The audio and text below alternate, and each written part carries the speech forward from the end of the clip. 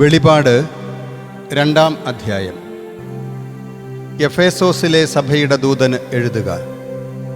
തൻ്റെ വലം കൈയിൽ 7 നക്ഷത്രങ്ങൾ പിടിച്ചുകൊണ്ട് 7 സ്വർണദീപപീഠങ്ങൾക്കു മധ്യേ നടക്കുന്നവൻ ഇപ്രകാരം പറയുന്നു: നിന്റെ പ്രവൃത്തികളും പ്രയത്നങ്ങളും നിന്റെ സഹനശക്തിയും ദുഷ്ടരെ നിനക്ക് സഹിക്കാനാവില്ലെന്നും ഞാൻ അറിയുന്നു. അപ്പസ്തോലന്മാരെന്ന് സ്വയം പറയുകയും എന്നാൽ അങ്ങനെയല്ലാതിരിക്കുകയും ചെയ്യുന്നവരെ പരിശോധിച്ച് അവർ വ്യാജം പറയുന്നവരാണെന്ന് നീ കണ്ടുപിടിച്ചു. സഹനശക്തി നിനക്കുണ്ട്. എൻ്റെ നാമത്തെ പ്രതി ഭാരം വഹിച്ചിട്ടും നീ തളർന്നില്ല. എങ്കിലും നിനക്കെതിരെ എനിക്കൊന്നുണ്ട്. നിന്റെ ആദ്യ സ്നേഹം നീ ഉപേക്ഷിച്ചു. അതിനാൽ നീ ഏതവസ്ഥയിൽ നിന്നാണ് വീണതെന്ന് ഓർക്കുക. മാനസാന്തരപ്പെട്ട് ആദ്യത്തെ പ്രവൃത്തികൾ ചെയ്യുക. നീ മാനസാന്തരപ്പെടുന്നില്ലെങ്കിൽ ഞാൻ നിന്റെ അടുത്തു വരികയും നിന്റെ ദീപപീഠം അതിൻ്റെ സ്ഥാനത്ത് നിന്ന് നീക്കിക്കളയുകയും ചെയ്യും. എന്നാൽ നിനക്ക് ഈ ഗുണമുണ്ട്: നിക്കൊളാവോസ് പക്ഷക്കാരുടെ പ്രവൃത്തികൾ നീ വെറുക്കുന്നു. അവ ഞാനും വെറുക്കുന്നു. ആത്മാവ് സഭകളോട് പറയുന്നതെന്തെന്ന് ചെവിയുള്ളവൻ കേൾക്കട്ടെ. വിജയം വരിക്കുന്നവന് ദൈവത്തിൻ്റെ പറുദീസയിലുള്ള ജീവൻ്റെ വൃക്ഷത്തിൽ നിന്ന് ഞാൻ ഭക്ഷിക്കാൻ കൊടുക്കും. സ്മിർനായിലെ സഭയുടെ ദൂതന് എഴുതുക.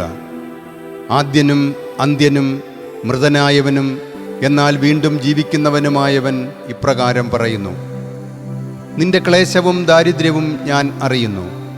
എങ്കിലും നീ സമ്പന്നനാണ്. യഹൂദരെന്ന് അവകാശപ്പെടുകയും എന്നാൽ അങ്ങനെയല്ലാതെ സാത്താൻ്റെ സിനഗോഗായി വർത്തിക്കുകയും ചെയ്യുന്നവരുടെ ദോഷാരോപണങ്ങളും ഞാൻ അറിയുന്നു. നീ സഹിക്കാൻ പോകുന്നവയെ ഭയപ്പെടരുത്. ഇതാ, പരീക്ഷിക്കപ്പെടാൻ നിങ്ങളിൽ ചിലരെ പിശാച് തടവിലിടാൻ പോകുന്നു. 10 ദിവസത്തേക്ക് നിങ്ങൾക്ക് ക്ലേശമുണ്ടാകും. മരണം വരെ വിശ്വസ്തനായിരിക്കുക. ജീവൻ്റെ കിരീടം നിനക്കു ഞാൻ നൽകും. ആത്മാവ് സഭകളോട് പറയുന്നതെന്തെന്ന് ചെവിയുള്ളവൻ കേൾക്കട്ടെ. വിജയം വരിക്കുന്നവൻ 2-ാം മരണത്താൽ ഹനിക്കപ്പെടുകയില്ല. പെർഗാമോസിലെ സഭയുടെ ദൂതന് എഴുതുക. മൂർച്ചയേറിയ ഇരുതലവാളുള്ളവൻ പറയുന്നു: നീ എവിടെ വസിക്കുന്നെന്ന് ഞാൻ അറിയുന്നു. സാത്താൻ്റെ സിംഹാസനം ഉള്ളിടത്തു തന്നെ. എങ്കിലും എൻ്റെ നാമം നീ മുറുകെ പിടിക്കുന്നു. നിങ്ങളുടെ ഇടയിൽ സാത്താൻ വസിക്കുന്നിടത്ത് വെച്ച് എൻ്റെ വിശ്വസ്ത സാക്ഷിയായ അന്തിപ്പാസ് വധിക്കപ്പെട്ട നാളുകളിൽ പോലും എൻ്റെ വിശ്വാസം നീ തള്ളിപ്പറഞ്ഞില്ല.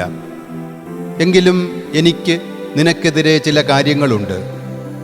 വിഗ്രഹങ്ങൾക്ക് അർപ്പിച്ചവ ഭക്ഷിക്കാനും വ്യഭിചാരം ചെയ്യാനും ഇസ്രായേൽ മക്കൾക്ക് ഇടർച്ച നൽകാൻ ബാലാക്കിനെ പഠിപ്പിച്ച ബാലാമിൻ്റെ പ്രബോധനം മുറുകെ പിടിക്കുന്നവർ അവിടെയുണ്ട്. അതുപോലെ നിക്കൊളാവോസ് പക്ഷക്കാരുടെ പ്രബോധനം മുറുകെ പിടിക്കുന്നവരും അവിടെയുണ്ട്. അതിനാൽ മാനസാന്തരപ്പെടുക. അല്ലെങ്കിൽ നിന്റെ അടുത്തേക്ക് ഞാൻ വേഗം വന്ന് എൻ്റെ വായിലെ വാൾ കൊണ്ട് അവരോട് പോരാടും. ആത്മാവ് സഭകളോട് പറയുന്നതെന്തെന്ന് ചെവിയുള്ളവൻ കേൾക്കട്ടെ. വിജയം വരിക്കുന്നവന് ഞാൻ നിഗൂഢമന്നയിൽ നിന്ന് നൽകും. അവന് ഞാൻ ഒരു വെള്ളക്കല്ല് കൊടുക്കും. അതിൽ ഒരു പുതിയ നാമം കൊത്തിയിരിക്കും. അതെന്തെന്ന് സ്വീകരിക്കുന്നവനൊഴികെ മറ്റാരും അറിയുകയില്ല. തിയത്തീറായിലെ സഭയുടെ ദൂതന് എഴുതുക. അഗ്നിനാളം പോലെ മിഴികളും തിളങ്ങുന്ന പിത്തള പോലെ പാദങ്ങളുമുള്ള ദൈവപുത്രൻ ഇപ്രകാരം പറയുന്നു: നിന്റെ പ്രവൃത്തികളും നിന്റെ സ്നേഹവും വിശ്വാസവും ശുശ്രൂഷയും സഹനശക്തിയും ഞാൻ അറിയുന്നു. നിന്റെ അവസാനത്തെ പ്രവൃത്തികൾ ആദ്യത്തേതിനേക്കാൾ അധികമാണ്.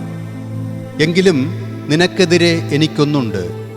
വ്യഭിചാരം ചെയ്യുകയും വിഗ്രഹങ്ങൾക്ക് അർപ്പിച്ചവ ഭക്ഷിക്കുകയും ചെയ്യാൻ എൻ്റെ ദാസരെ പഠിപ്പിക്കാനും വഴിതെറ്റിക്കാനും പ്രവാചികയെന്ന് സ്വയം വിളിക്കുന്ന ജെസബൽ എന്ന സ്ത്രീയെ നീ അനുവദിക്കുന്നു.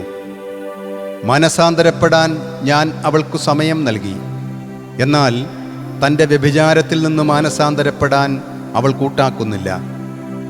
ഇതാ, അവളെ രോഗശയ്യയിലേക്കും അവളോടൊത്ത് വ്യഭിചരിക്കുന്നവരെ അവർ അവരുടെ പ്രവൃത്തികളിൽ നിന്ന് മാനസാന്തരപ്പെടുന്നില്ലെങ്കിൽ വലിയ ക്ലേശത്തിലേക്കും ഞാൻ വലിച്ചെറിയും.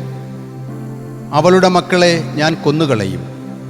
മനസ്സുകളും ഹൃദയങ്ങളും പരിശോധിക്കുന്നവനാണ് ഞാൻ എന്ന് സകല സഭകളും അപ്പോൾ അറിയും.